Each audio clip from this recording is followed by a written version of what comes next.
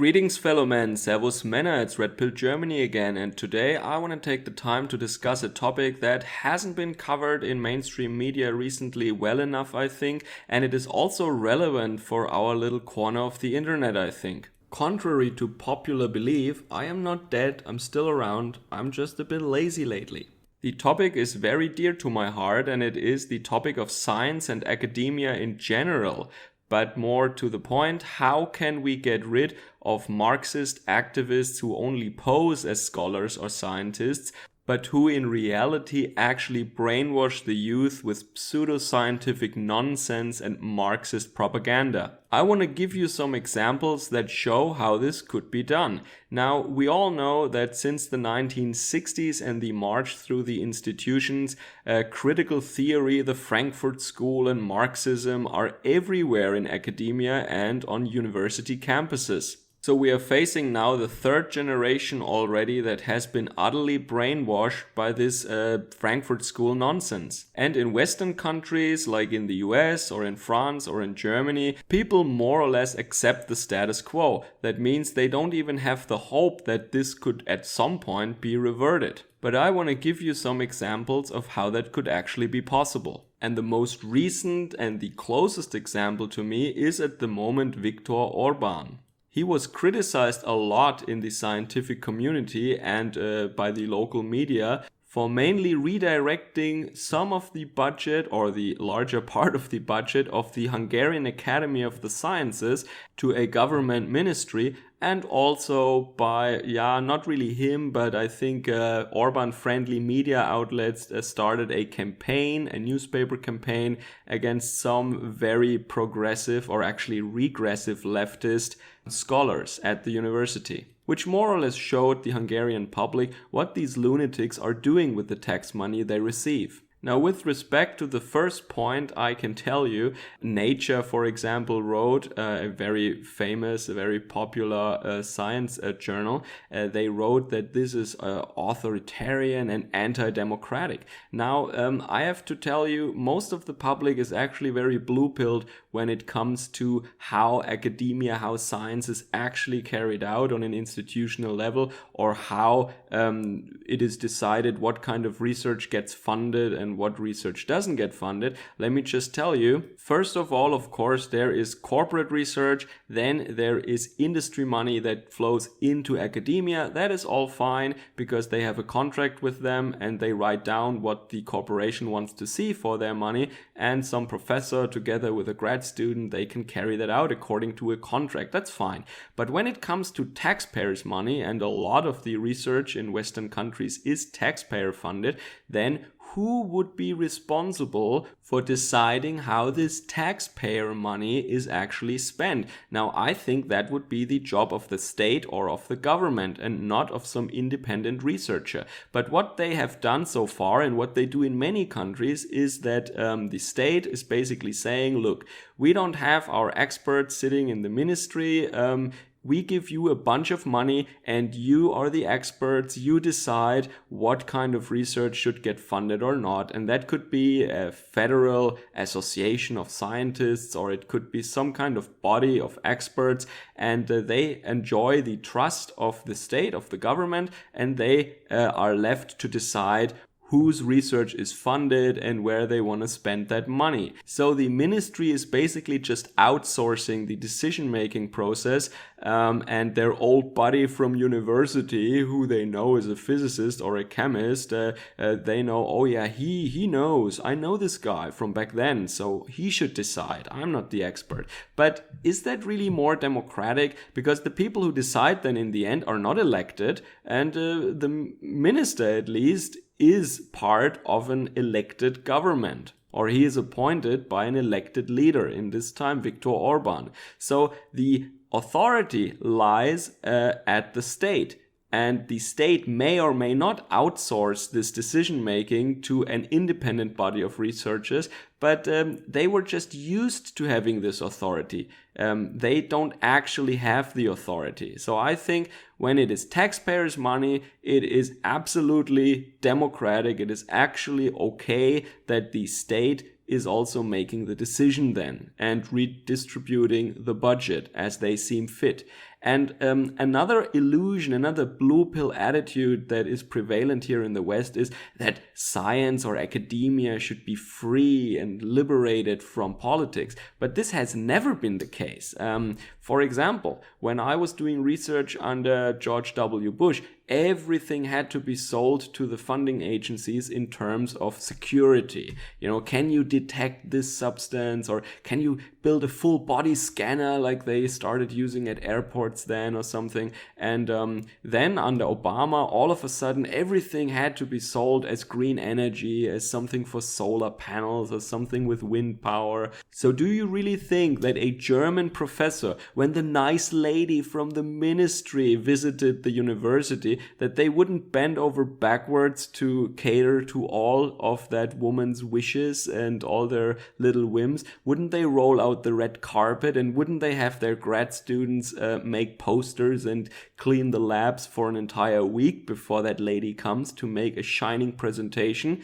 Of course they are dependent on the state, on the government, because this is where the tax money comes from. So it is a ridiculous, pathetic tale that they tell themselves and the public that academia is somehow independent and free. That is ridiculous. Of course, once you are a tenured professor, you can do whatever you want. You don't have to do research. You can just teach your classes and that's it. But most of the time, people don't want that. They have giant egos and they want to succeed in research. And they want to be able to afford expensive equipment and hire lots of students and have lots of successful labs. But nevertheless, when it is taxpayer money that you want, then it is not their money, it is money of the taxpayer, and I think it is in that case the state or the government that has the authority how they want to spend that. And that is absolutely fine and democratic, and it is actually even more democratic when you think about that, because they have been elected by the people.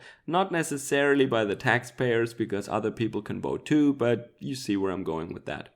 Now, the second point, this media campaign is actually very interesting, because I think it is important that the people know what kind of crazy people get also taxpayers' money. For example, people who do studies on migration and on race and gender, and there is a lot of lunacy, a lot of pseudoscience and superstition going around, and I think it is only fair to show to the people exactly that. That is, for example, what a Norwegian comedian did a couple of years ago. Harald Eia, he is called, I believe. He just made a several part long series for the television where he actually interviewed gender researchers of the Norse Gender Institute, and he also asked biologists or other serious scientists actually what they think about that. And the outcome, people only can speculate, but let's just say a couple of years or later, or sometime later actually, this institute was closed. So showing the public what is going on there and how crazy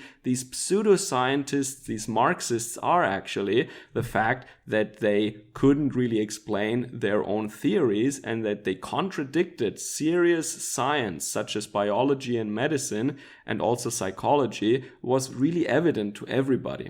So here you also have an example from Norway. And another example would be Abe Shinzo from Japan. He recently announced, or his government announced, that they want to urge universities to close a lot of their liberal arts and social science programs and shrink the faculty. Of course, they don't have the power to actually dictate to the universities what they should do right now, but the universities want to be accredited by the ministry, and then they have to comply with certain rules and certain wishes if they want to be accredited. And via this mechanism, the state, if they want to, if there is a will there at first, they can actually drain the swamp. They can get these Marxist, useless, brainwashing professors out of the university and actually relieve the taxpayer of that insane burden that he has to carry year by year paying for these useless pseudo-intellectuals. Because when you think about it, What are they really? To me, they are actually on the same level as creationists. So these creationists in the 80s, I think, they changed creationism or something to intelligent design. That was just a marketing stunt. They changed the name to intelligent design, and what they wanted is they are fundamentalist Christians, of course. They take the Bible literal, and they think that dinosaurs and humans lived side by side and the earth is a couple of thousand years old. And they wanted to teach that side by side to science at the university, and our voices have to be heard too. And the funny thing is the way they did that, they really officially declared that they want to have these classes now. And even if the academic world did not have any ideological or scientific differences in their opinions or attitudes, they still would have said no. Because if they want to just openly come to the stage and establish a new program with new faculties, that would mean less money for all the other academics. So of course they said no. And this is a really good example of how you don't infiltrate the system, because they didn't try to infiltrate it. They just openly declared, we want to have university courses for our stuff now too. And this is not how these Marxists actually did that. This is not how African American studies and gender studies was created, I think. But what happened instead is that these Marxists infiltrated other serious disciplines and sciences like law or like history or sociology, linguistics, etc., literature, everything. And then when they were established and maybe already in their 50s and they had their buddies network, then they came to the public and said, we could create a new program that caters specifically to the needs, special needs maybe, of our diverse student body. And this is why we need a course called African American Studies, because lately there was much innovation and a whole paradigm shift of how to see history, and we want to offer a specialized course to our students, blah blah blah. See? So they were at the university already, and I don't know if it was their plan all along, or in some cases it was just naturally their behavior, but I actually think that a lot of these Marxist pseudoscientific disciplines such as women's studies, gender studies, African American studies, Latino studies, whatever, any kind of minority studies,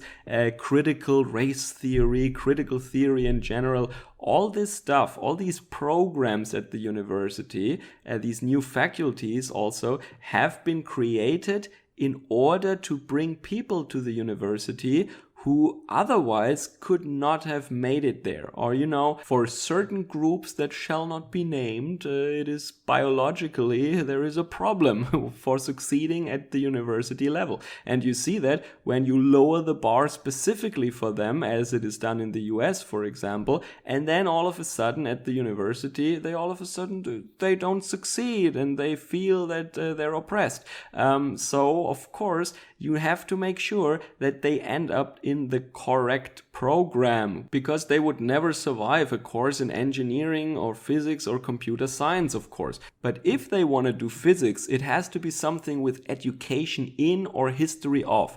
The best thing is the education in the history of the education of physics. That is something that's great for them, yeah? You can combine these things, of course, as I just showed you. Then it becomes even easier. So always remember education in or history of XY. That is how you spot the programs that have been designed for those people. Yeah, so to me, these Marxist ideologues are just like creationists who somehow made it to the university. And they achieved that by not honestly just saying, look, we want to be at the university now, just like the creationists did with intelligent design, which was not successful. No, they were actually smarter. They used entryism and infiltration, which is, of course, directly from the Marxist playbook. But now I showed you some examples of how you can actually get rid of them again, how the government, how the state, once you elect the right government, can actually do something against them. Now, of course, it is not easy, it is not a complete victory, but at least they are steps into the right direction, and just the fact that they get so much flack is of course a sign that they're doing the right thing here. So to sum up, no, I do not think that it is anti-democratic that the democratically elected leaders of a country decide how the taxpayers' money is to be used. And also the sciences and academia has never been independent of politics, and especially if they require huge amounts of taxpayers' money for their research, and if they're not good enough or smart enough or useful enough to get that money from the industry instead.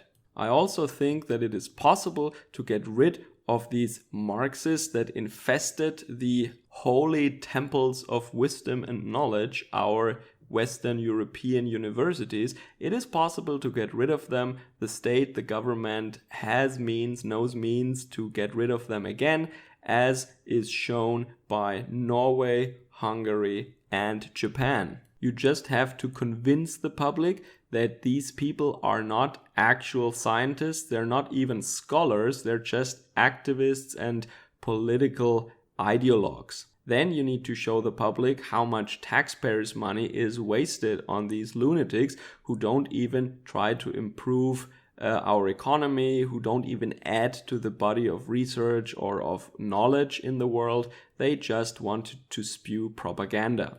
By the way, I just wanted to add that Viktor Orban is by no means against research or science. He actually has the plan to make Hungary the most competitive country in Central Europe. And for that purpose, he wants to invest large sums of money into research and innovation. And I think this is a great goal. Hungarians are extremely smart people, extremely educated people, historically also. And I think with the right working environment, with the right help from the government there, this is an absolutely realistic goal, and I wish him and the Hungarian people best of luck with that endeavor. I think if the Hungarian people are once again free from the shackles of Marxism, also in their minds, then if you ask me, there is no reason why the excellent Hungarian people shouldn't become successful and great once more again. And I think Viktor Orban said once, in the past, people in Hungary said that the EU or Europe is our future.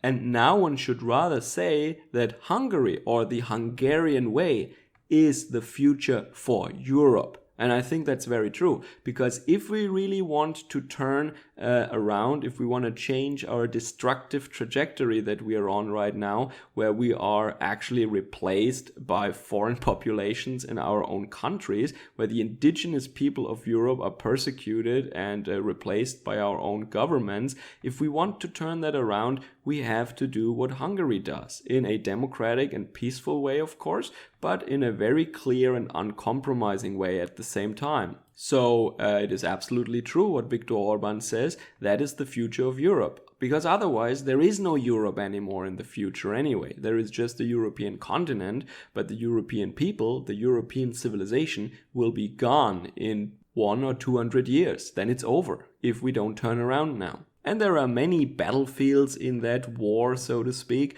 but education and academia is undoubtedly a very, very important battleground. So draining the swamp in academia is a very, very important step. So I wonder when our governments will wake up and start doing similar things. Let me know how it is in your country and let me know what you think about that. And if you would like to have more videos in the future, for example, about what's going on behind the scenes in academia. Because I spend a lot of time in academia and I have some stories to tell you about that. Enjoy the rest of your day. Servus, Kameraden.